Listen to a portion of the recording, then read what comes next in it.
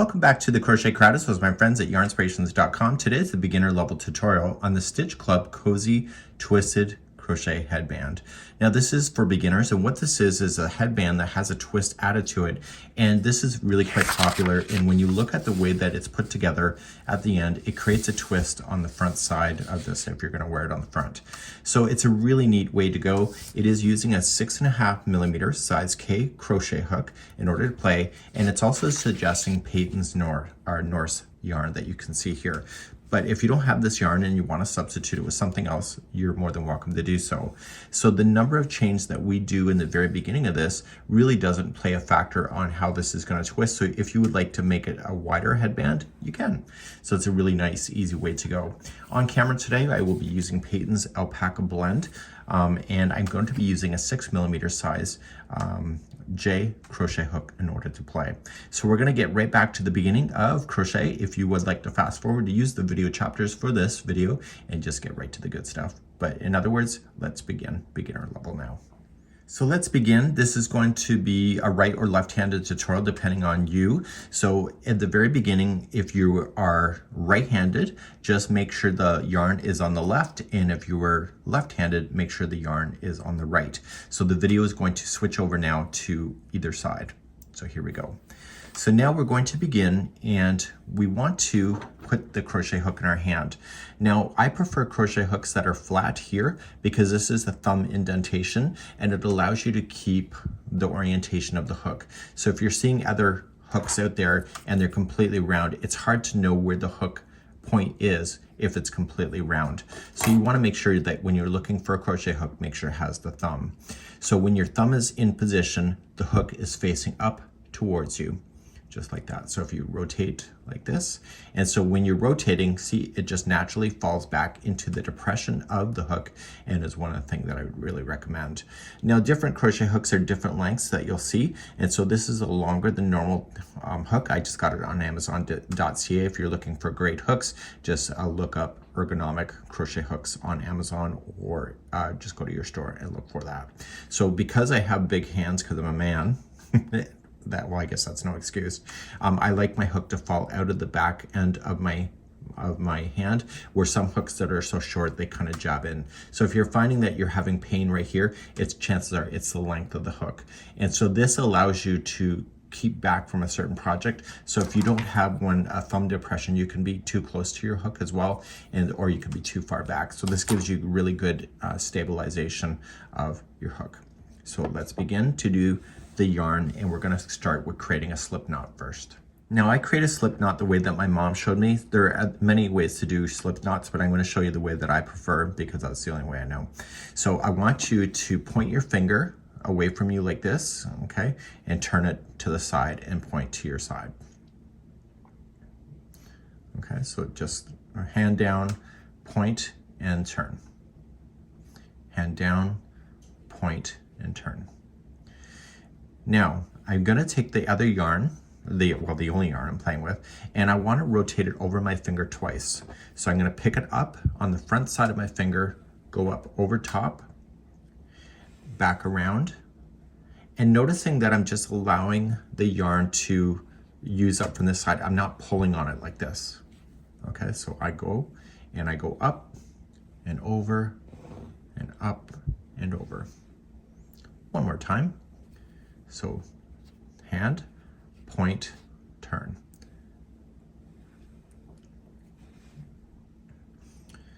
Okay, so now I want you to open up your hand. So grab both pieces with your thumb and your finger and just open up your hand and put those two strands into your hand and close your hand like this. So in front, close. So there should be a little bit of tension here. Do you see that? So it's in front and close. We're going to play the game of leapfrog, that's what I call it, and we're going to play leapfrog with the two strands. Now these are two frogs. The back frog is going to start the game of leapfrog, and it's going to go over top of this guy. So he's going to hop, hop, hop, and hop down over, but he didn't hop far enough, so he's not over top of your finger. Just using your thumb to stabilize, just push, and then grab the new back one, the new back frog. And this one is so excited that he goes over that frog, but gets so excited that he goes off the end of the platform. And this here is your slip knot. Okay, so we'll show you again. Okay, so the game of leapfrog, back one jumps over, and then the new back one is so excited that when you pick it up and you go over, it goes over top of the platform and right over top and falls off into the slip knot.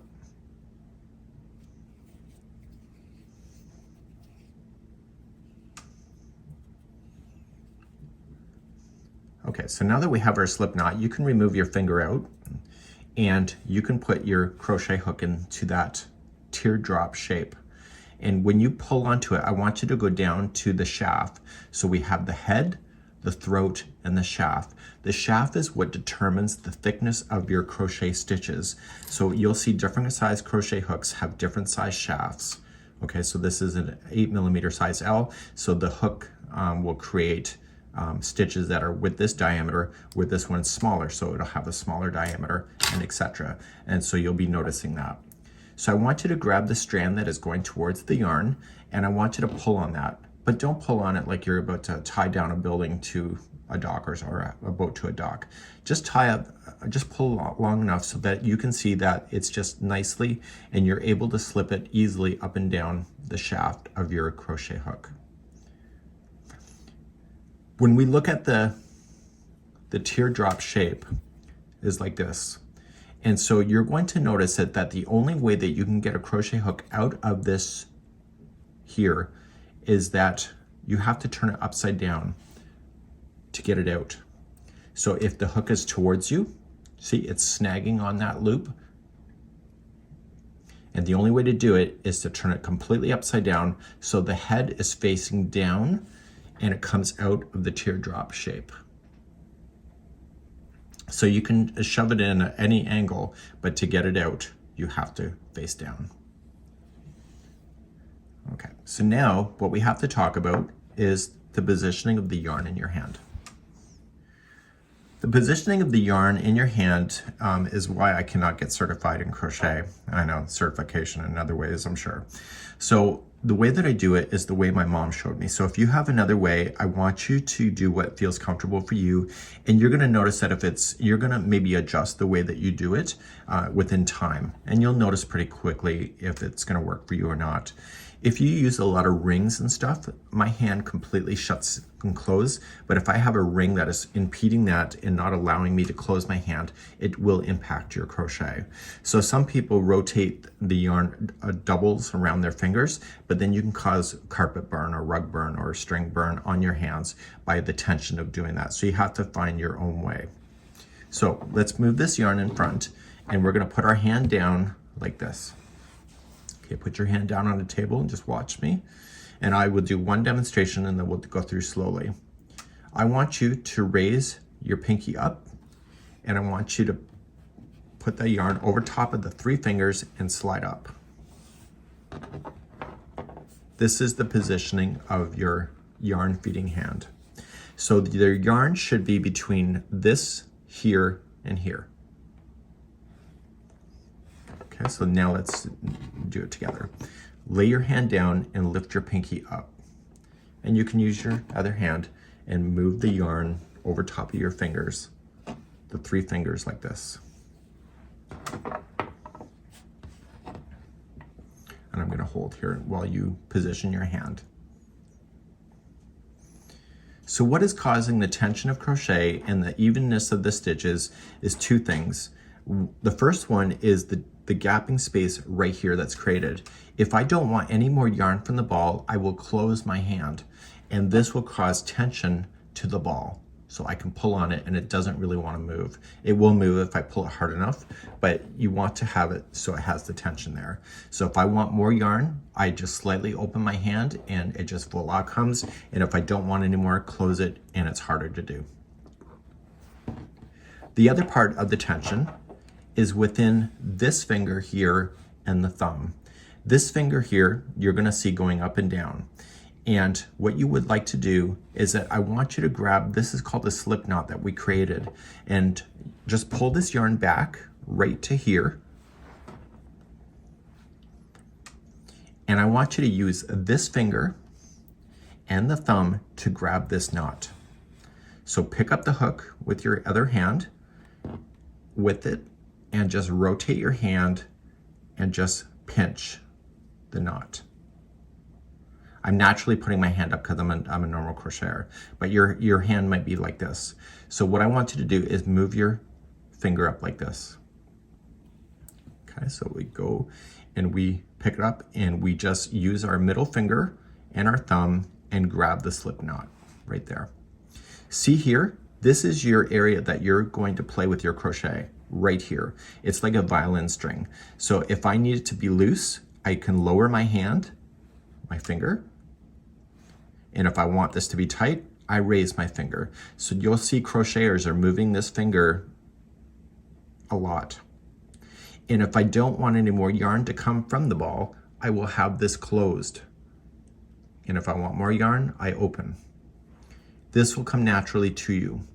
So let's just pull it back from the ball area here and pull it back. So I want you to pick up your hand like this. And using your other hand, I'm teaching you what is called as the butter knife method. The butter knife method here will cause you not to have carpal tunnel in the long term. You still may get carpal tunnel from other things, maybe even crochet, but this will reduce it. In the olden days, what they used to do is that they used to crochet like this, like a pencil, and this causes your wrist to really bend and to do an unnatural movement, and it can really hurt you in the long term. So if you are new to crochet, learn the butter knife method, which is what all my videos are today, and even on this channel. I've never learned to do it the other way because my mom never showed me that. So let's begin, and now we're going to use this here to create chain, and we're going to just practice a chain. To practice the chain, we are going to use this strand right here, and see how the hook is in front of this? We want to rowboat back. It's called yarn over, but I just say rowboat. Okay, so you want to row your boat, collect the yarn, and slowly turn the hook upside down, and you're going to pull it through this loop. And so I told you the only way to get that loop out or the hook out is to turn the hook upside down. So you keep rotating this until the hook is upside down and matching where the knot is. And we just pull on it, and we allow the yarn to just slide through your hand. And now we have to get the right shaft width. So in order to do that, we have to push the hook up, get the flat area of the hook here, that's the shaft, let it go, and grab the new chain that you just created and do it again. So we go from the front side, we connect it, so we connect it and turn over, and we pull. And push to the shaft. Let go, go back to here and push down or hold it again. So if you stay back here, this is really loose, but if you go right up underneath the knot, it'll stay stable in your hands, certainly more stable than your host. So let's rowboat back, so yarn over and pull. Push forward to the shaft, let go, reconnect. And in time, you won't have to let go that often, but in the beginning, it's a wise thing to do. So yarn over and pull through. Push forward, let go, re-grab it again, yarn over and pull. So I'm gonna just stay quiet and I'm gonna do 10, okay? And I'll count these with you. So we have 1,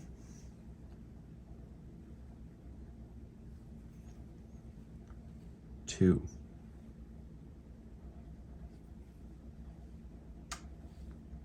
3, 4, 5, 6, 7, 8, 9, 10. So you now have your beginning chain of what you would like to make. And so everything is built like this with crochet. And so this is our starting, and then we're going to begin. So what I'm going to do now is the remaining of this tutorial is going to go right back to that original project. I'm going to what is called is to frog my work. So it means to rip it. So it means you just take out your hook. If you ever make a mistake, take out your hook and just pull the yarn, and you're going to go back to the very beginning. And what we're going to do in just a few moments is that we're going to restart, and we're going to start that project as it shows on the pattern. And I'll take you all the way through it. Let's begin that next. So back to the pattern we go. It says CH, which is short for chain 14. That's what we're going to do next. So we're going to restart. If anything you learned from me today is that crochet is not a race. The mass media and people focus on how fast crocheters are. It's not about the speed, it's about the stitching journey and the meditation and just, you know, just thinking in your own mind as you go. So we're gonna create a slip knot using the skill I just showed you with the leapfrog. So we jump, and then the second one jumps, so excited, goes right up and over. And we put in our hook, and we can collect it that way if we want to. So I've already shown you how to hold the yarn, and we're gonna grab the slip knot, and we're just going to chain a total of 14. So if you would like a wider band, then just chain more. It's up to you. So we go 1, 2, 3, 4, and 5. And if I'm going too fast, just put me on pause and just get all the way to 14. 6, 7, 8, 9, 10,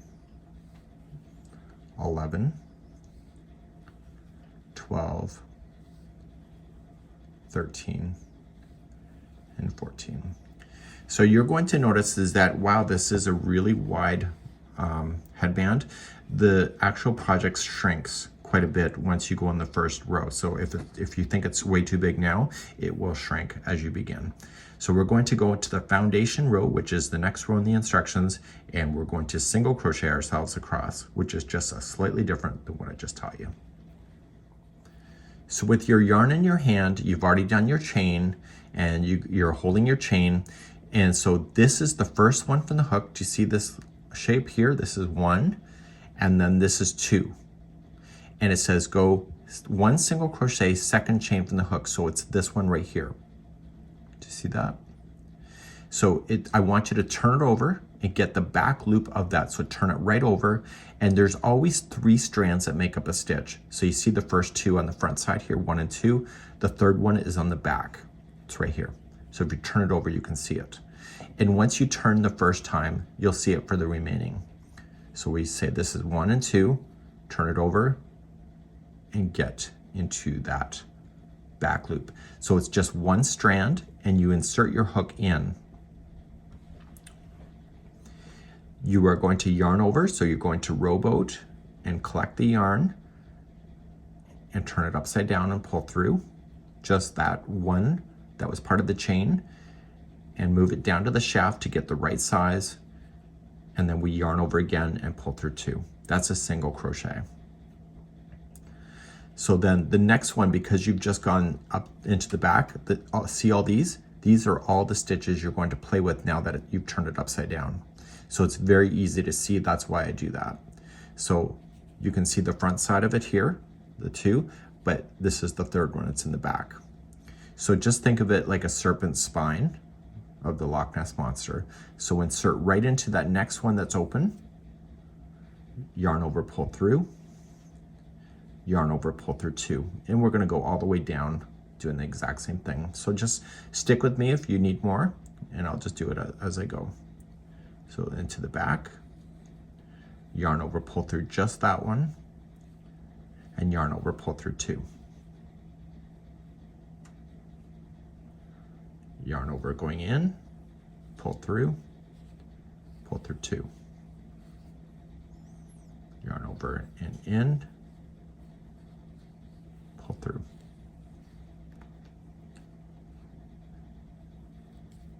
So with new crocheters, sometimes they accidentally twist that beginning chain and they will grab a wrong section. So maybe they'll grab it like this, and you will notice then it will look weird. So if you're ever unsure, just kind of pull it tight like this and you'll see the back loop happen. Okay, so just stay on the back loop. I always call it in the videos too is the back hump of the chain. Some people don't like that name, but whatever. It's exactly what it is. So it's the back loop or the back hump of the chain. And you're gonna go all the way down. Now, because you went second chain from the hook, it's only gonna be 13 single crochet, which is the right number. And you're going to notice that in the pattern too. It's gonna say 13 SC, which is 13 single crochet. And you're going all the way to the beginning, which is right here. So you're thinking, oh, well, it looks like you got 2 stitches. It's just 1, because when you go into this last one here, see if you pull it, there's no more to go. And so if you count the tops of the stitches, there should be 13.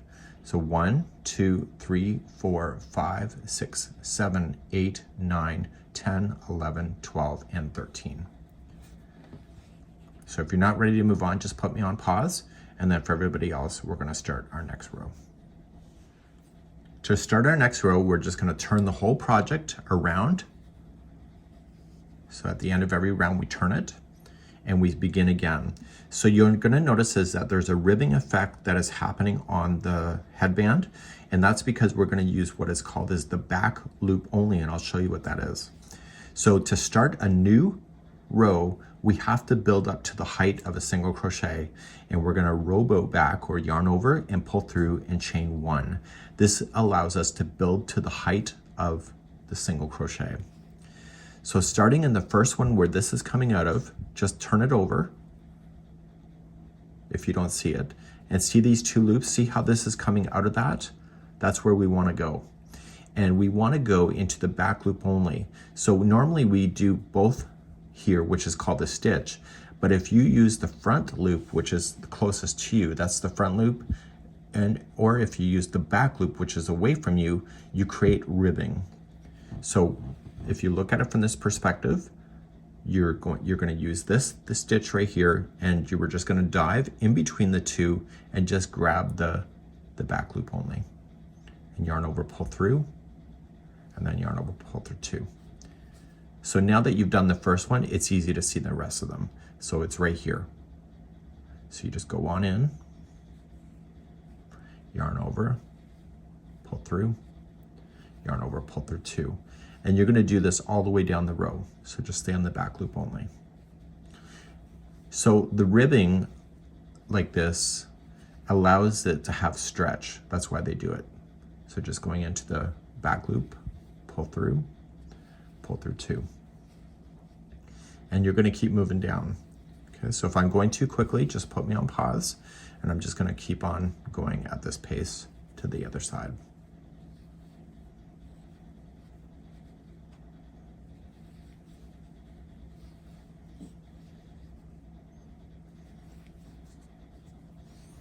Okay, how are you doing? Please let me know in the comments on how I'm doing. I'm not going to be able to satisfy everybody, but I do try. Okay, so I'm going all the way across. And where crocheters mess up when they're starting is that they miss the last stitch. So the last stitch is right here. And you still want to use the back loop only. So just the back loop of the last one. And you'll notice how it's kind of more open. That's normal. So if you think that's a mistake, it's not. It's part of the work. So then therefore you can see that the ribbing has happened. And now we're going to turn our work and we're going to do the next row. So I'm going to show you the next row, which is the same thing as that I just did. And then you're going to do the rest of it until the project is measuring a total of 18 inches. And it won't take you that much time to get there. So you're going to start by chaining 1. And you're going to use the back loop only. The first one I usually just turn so I can see it easier. And I go into the back loop only. Okay, and then yarn over, pull through, and pull through 2. So I turn the first one because it's easier to see, but then the rest of them are easy. So you just go into the back loop only and single crochet.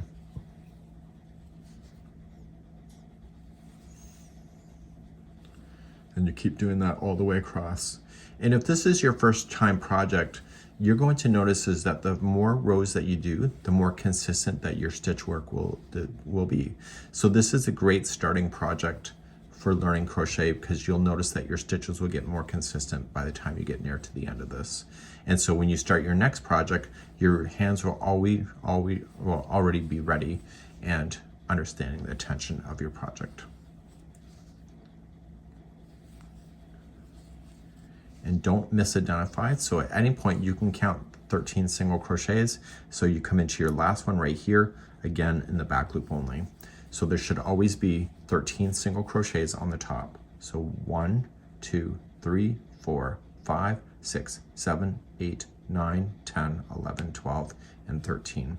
So I want you to go back and forth until the whole project now measures 18 inches, and I'll be back in just a few seconds. So put me on pause now. My project is now 18 inches laying flat, so I didn't stretch it, it just 18 inches. So that's just an average size for an adult head. So if you don't think it's long enough, just add a few more rows, and if you think it's too long, then just subtract some rows, nice and easy. So what you'll want to do is finish on the wrong side. It says to do that on the pattern. Now, if you look on screen, where is the tail when you lay it flat? So when you finish the row, see it's finished here, where is this tail? This tail here is on this side of the project, therefore this is the wrong side here, so we want to finish on the wrong side here. Okay, so if it's like this, and you just finished right here, and the tail is on this side, that means that you finished on the right side. So make sure you turn it over, and you just finish on the wrong side.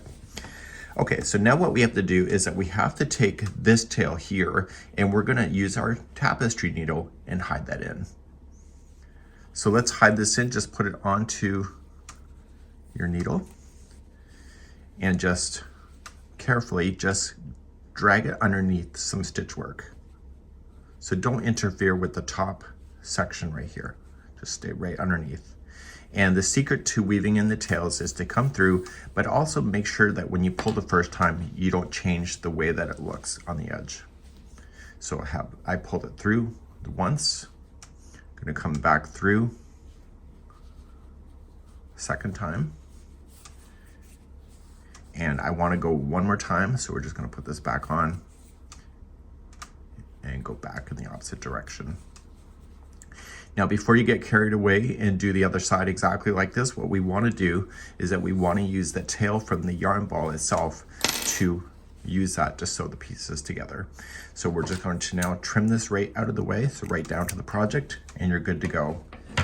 So we want to go back to this here, and we know that this is the wrong side of the project because we have said it is. So, but before you do anything, change it over like this.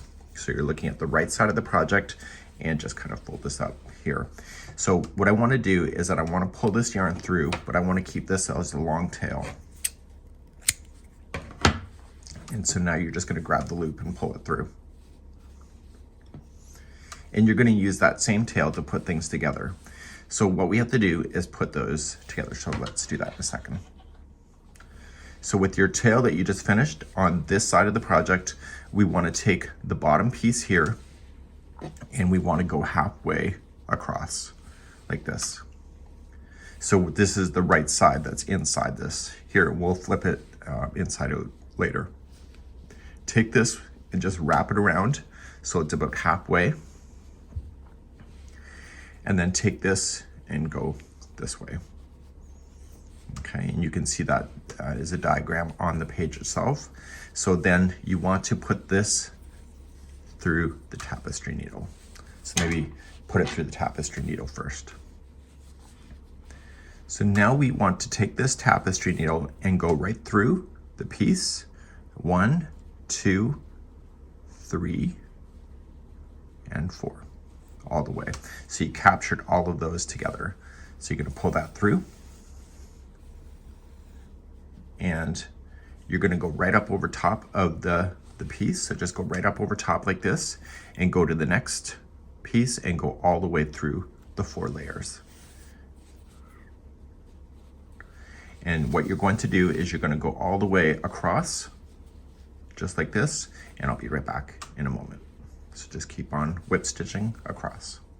So I'm coming to the final section here that I've gone all the way across. And now I want to weave in the tails. So you're just gonna go through, and you're gonna go through a total of 3 times. So once, twice, and 3 times is a charm. So we're sewing this, and this is on the wrong side of the headband, so it's the side that will be touching your head when we flip it around in just a moment. So trim the tail, and all we just need to do is now flip it. So this is the outside here. We're just gonna flip it around, and therefore you'll have the nice twist of your headband, just like that. And this here is the twisted cozy headband.